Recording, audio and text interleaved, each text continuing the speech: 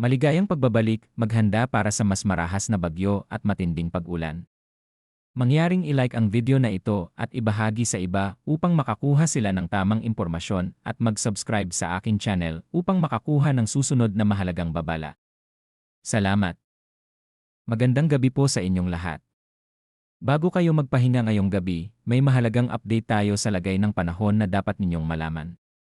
Aktibo ngayon ang shear line sa ilang bahagi ng bansa, habang patuloy namang umiiral ang northeast monsoon o amihan. Kung kayo ay nasa silangang bahagi ng Pilipinas o malapit sa dagat, makinig hanggang dulo dahil kritikal ang impormasyong ito para sa inyo. Batay sa pinakahuling ulat ngayong ika-30 ng Enero 2026, ang shear line ay kasalukuyang nakaapekto sa silangang bahagi ng Visayas at Mindanao, habang ang northeast monsoon ay patuloy na nagbibigay ng malamig na simoy at ulan sa Luzon. Unahin natin ang mga lugar na may mas aktibong panahon ngayong gabi at bukas. Sa Eastern Visayas, Central Visayas, Caraga, Catanduanes, Albay, Sorsogon, Masbate, Camiguin, Misamis Oriental, at Davao Oriental, asahan ang maulap na kalangitan na may kalat-kalat na pag-ulan at mga isolated thunderstorm. Ito ay dulot ng shear line, kung saan nagtatagpo ang malamig na hangin ng amihan at ang mainit at mamasamasang hangin mula sa karagatang Pasipiko. Dahil dito, posible ang katamtaman hanggang malakas na buhos ng ulan na maaaring magdulot ng biglaang pagbaha at pagguho ng lupa, lalo na sa mga mabababang lugar at bulubundukin. Pinapayuhan ang mga residente na manatiling alerto, lalo na mula hapon hanggang gabi kung kailan mas tumitindi ang ulan. Sa Cagayan Valley, Apayao, Kalinga, Mountain Province, Ifugao, at Aurora, makakaranas naman ng maulap na kalangitan na may mahihinang pag-ulan. Ito ay tipikal na epekto ng northeast monsoon. Walang inaasahang malaking pinsala, ngunit maaaring maging madulas ang mga kalsada at mas ramdam ang lamig, lalo na sa umaga at gabi.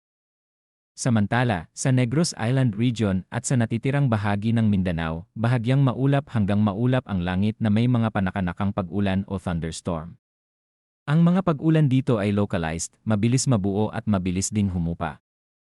Gayunman, kapag naging malakas ang thunderstorm, posible pa rin ang biglaang pagbaha o landslide, kaya mainam ang mag-ingat. Para naman sa Metro Manila at sa iba pang bahagi ng bansa, asahan ang bahagyang maulap hanggang maulap na kalangitan na may isolated light rains. Dulot pa rin ito ng amihan, kaya mas presko ang hangin at may panandaliang ambon, ngunit wala namang inaasahang malaking epekto sa pang-araw-araw na gawain. Sa lagay ng hangin at karagatan, maging mas maingat ang mga mangingisda at biyaheng dagat.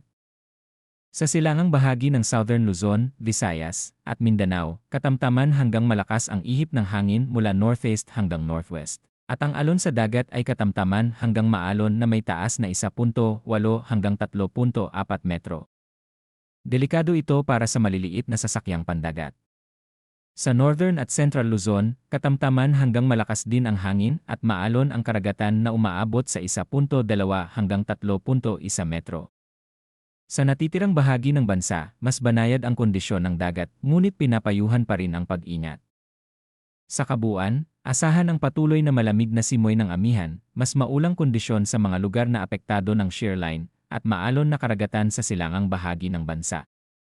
Manatiling nakaantabay sa mga susunod na weather updates at laging unahin ang kaligtasan ng inyong pamilya. Maraming salamat at mag-ingat po tayong lahat.